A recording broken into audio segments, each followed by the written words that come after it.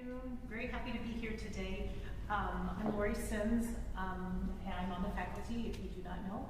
And this is Matthew Coley, visiting us from Iowa, a fantastic marimbist who's been here a number of times. And we're here, this concert and convocation is being sponsored by the Bunda Duo sponsorship. And so we're going to give a little bit of a teaser for our concert tonight. And we're going to start out this afternoon with the first movement, the introduction from the China West Suite by Chen Yi. Chen Yi teaches at the Kansas City Conservatory.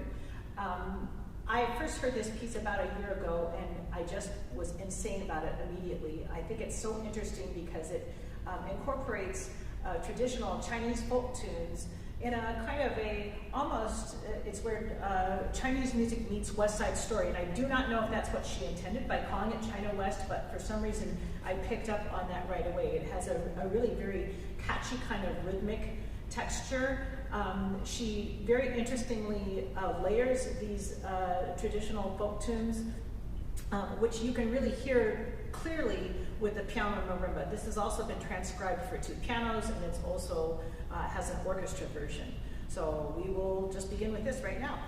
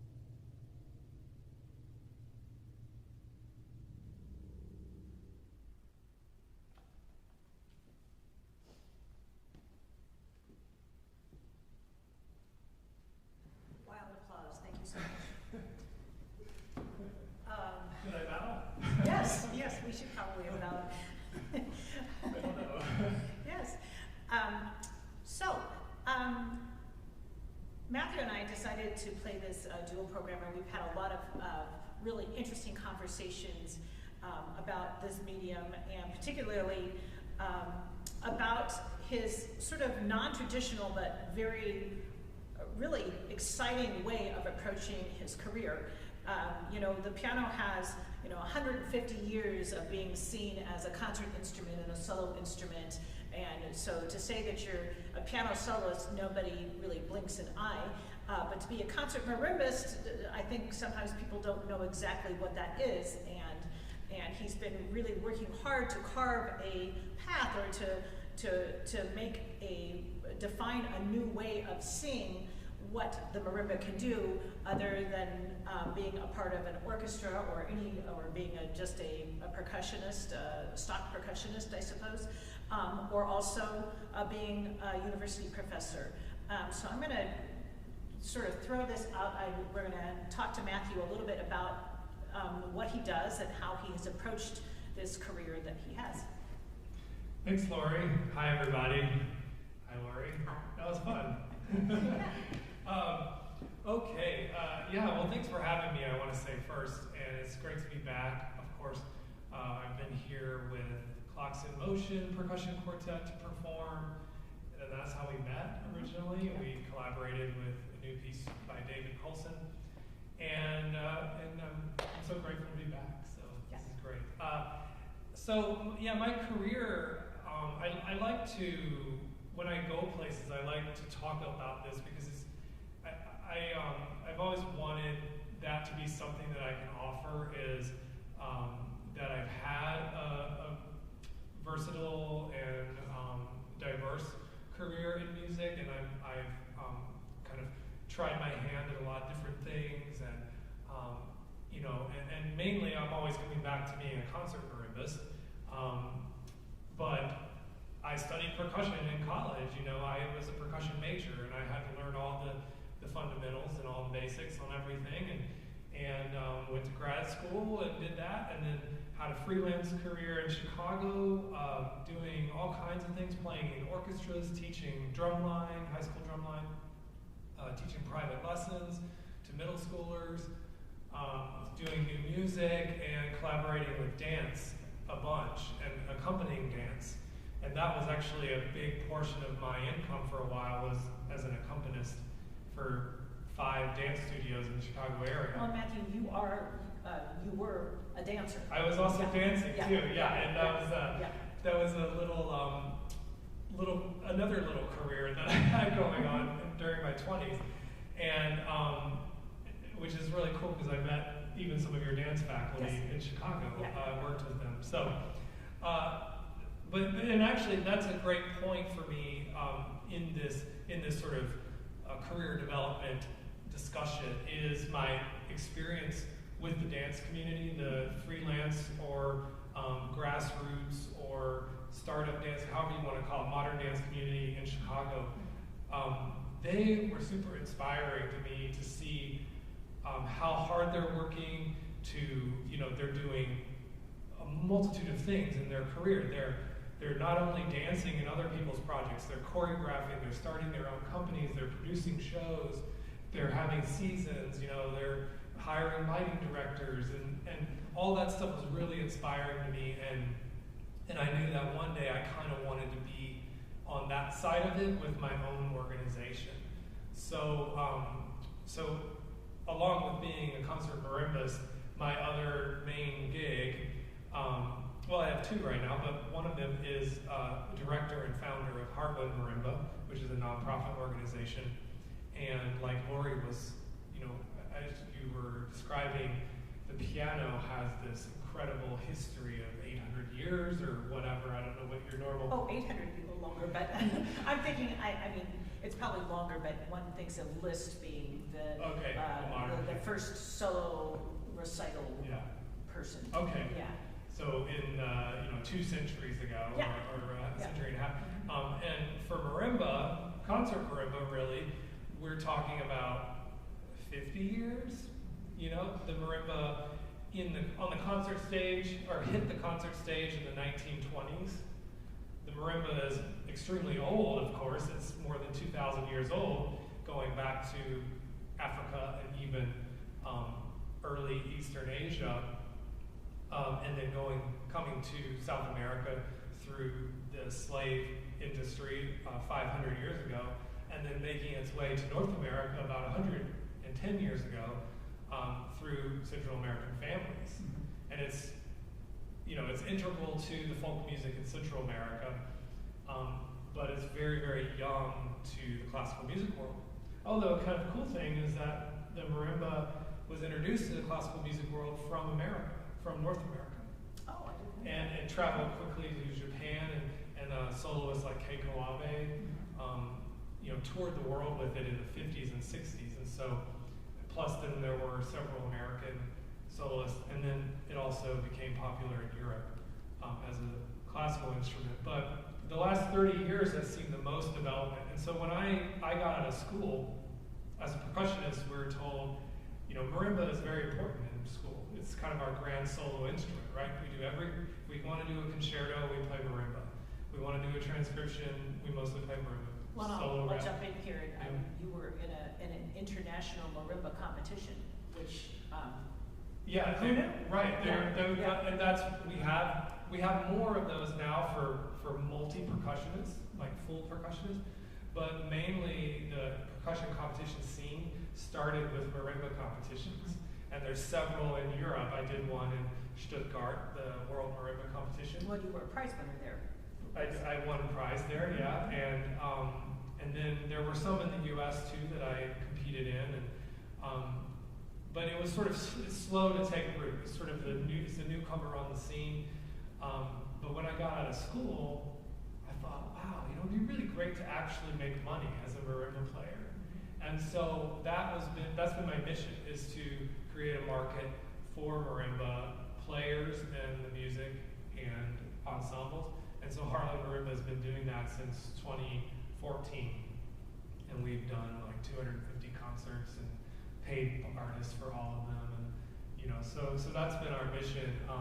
But so all of that to say for you guys is like, there's a lot more to the career movement beyond, being a teacher is amazing, and we need music teachers, and being an orchestral player is amazing, but there's even more options, beyond that, and entrepreneurial things like running your own group, starting a company, or even just producing concerts, things like that.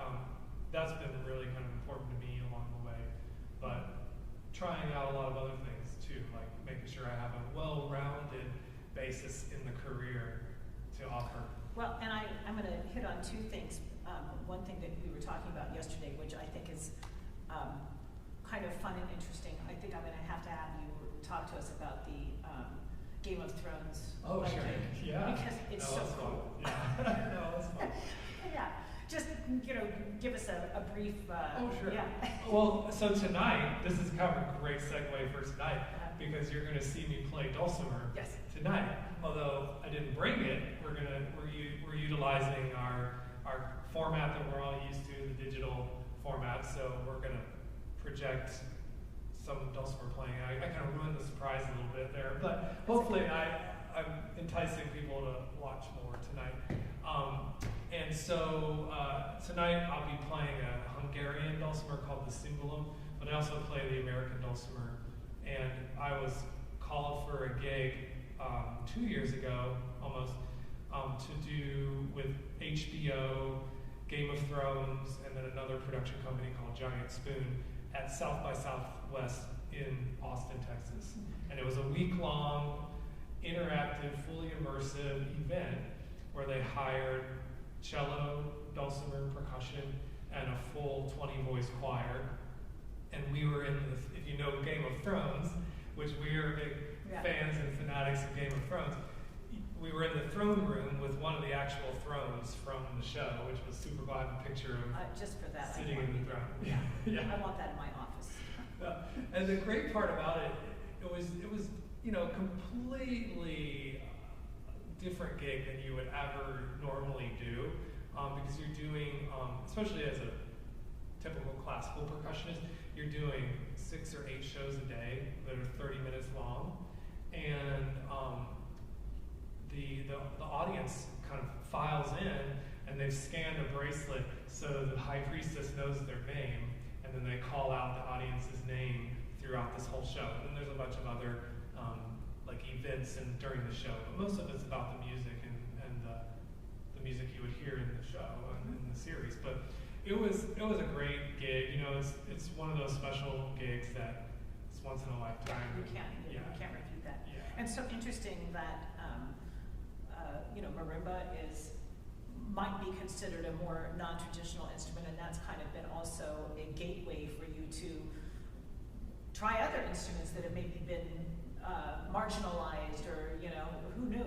And for those of you who have not heard the dulcimer, it's just such a fantastic sounding instrument, and there aren't that many people who play it, and certainly not that many people who play it really great. In this country, there's not not in a this lot of country. American.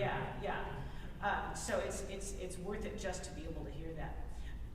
Well, we're going to now turn and play a movement from the piece that we first collaborated together on, called Rise, and by our very own David Colson.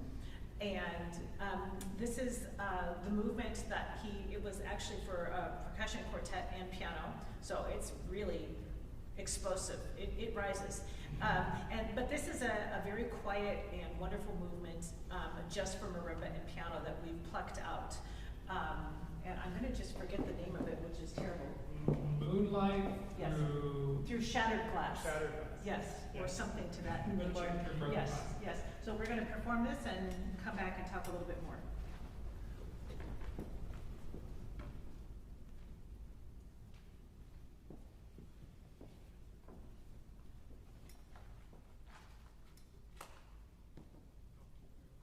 Okay, it's Moonlight slips through the broken glass. So not shattered, just broken.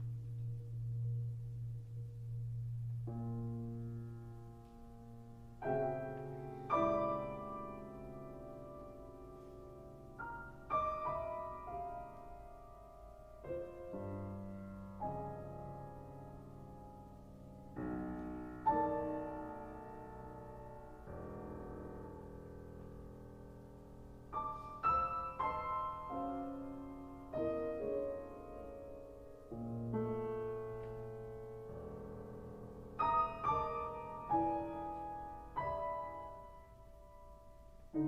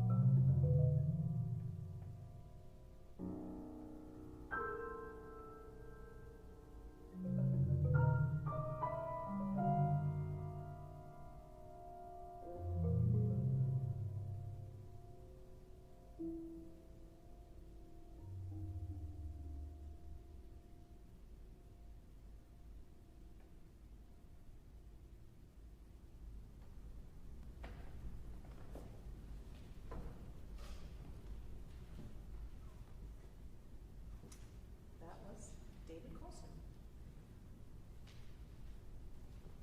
For those who may not know that David Colson, not only a composer, but also an esteemed percussionist and marimbist.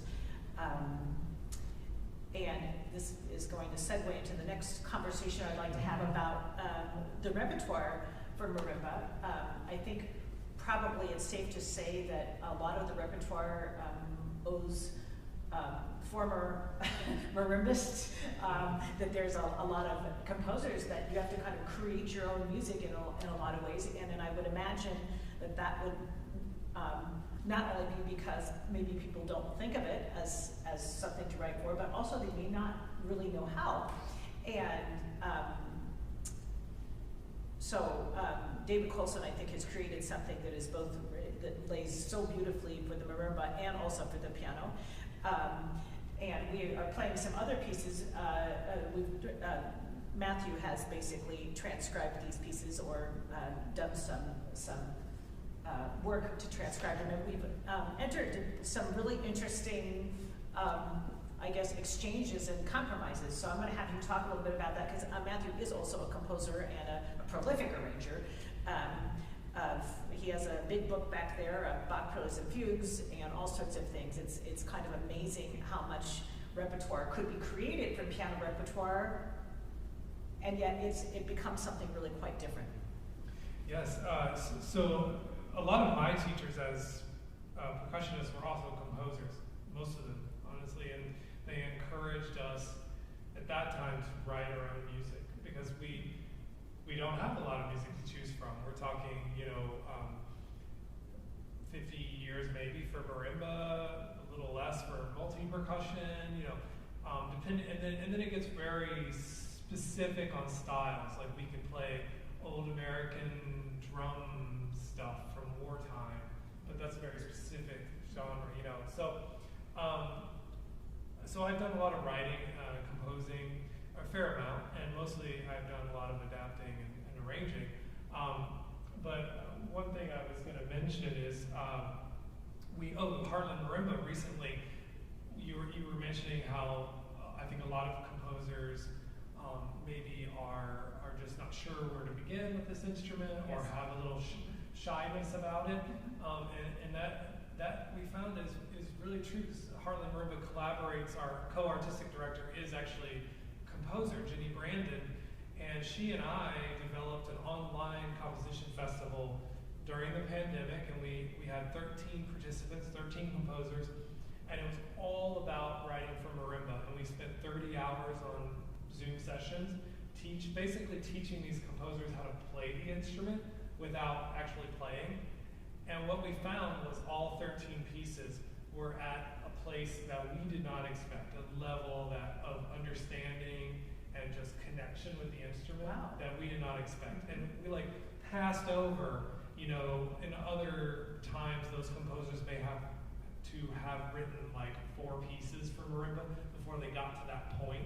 And they just jumped over that because we really dug into the specifics. So it is kind of a unique instrument in our classical realm in a way. It's sort of a between instrument of percussion and piano and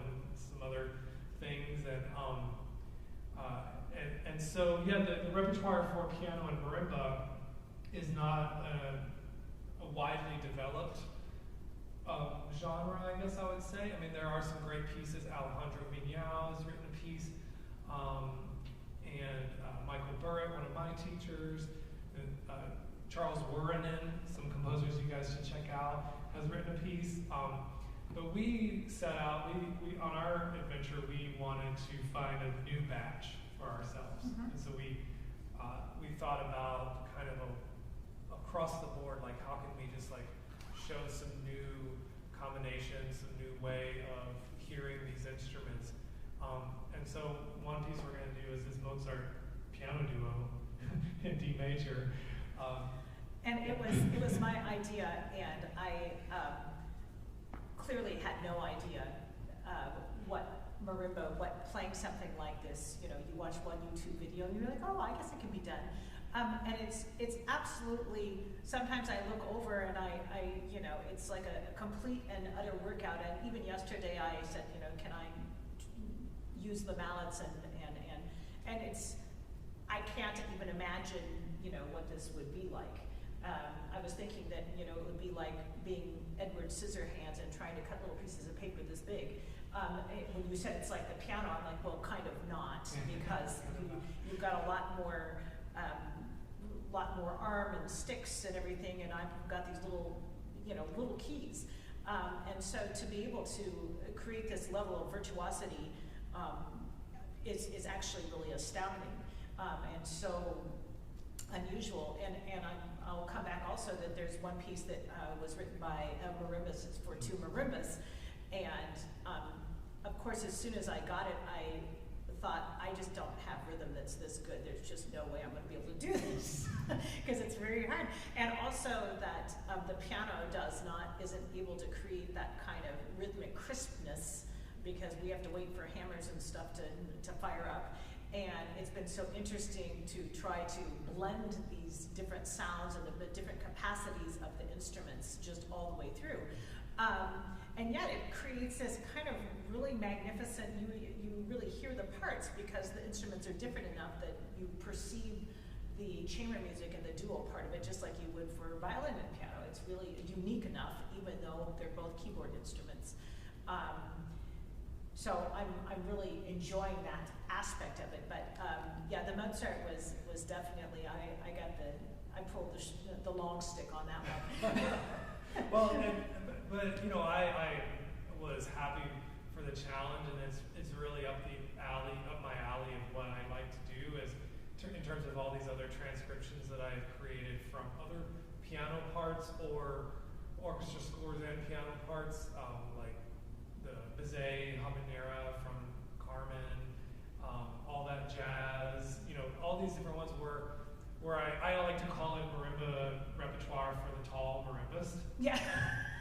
And so there's quite a bit of like wide-winged, you know, stance that you, and so the Mozart was like another level of that, but we kind of mixed it up. It's almost as if we took what Mozart wrote and we tossed it around a bit so that we could there could still be some equal lifting, so to speak, between the players, and it wasn't Not just really, but, marimba playing, you know, the melody and she's covering all the other stuff.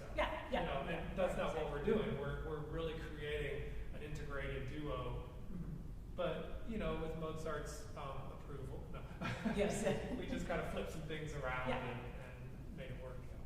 But it's also, it says to me that this is something that I think in the future of music is that we should all keep our ears open to the possibilities of even creating new versions of old music. Why not? Why shouldn't we have these opportunities, and it gives people a fresh listen and new, I think new inspiration can arise from it too. So I also think, for me, a lot of times I hope that it gives inspiration to composers because they can see, oh, wow, I didn't realize all this was possible.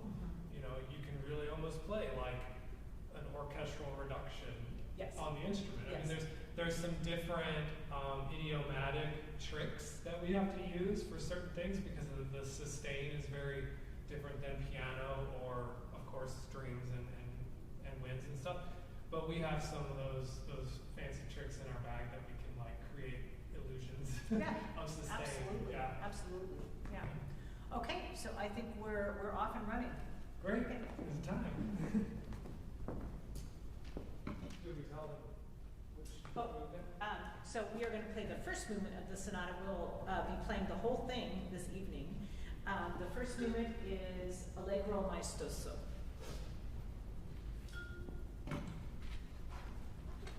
Oh, I should point out that this Mozart sonata was originally for 2 pianos.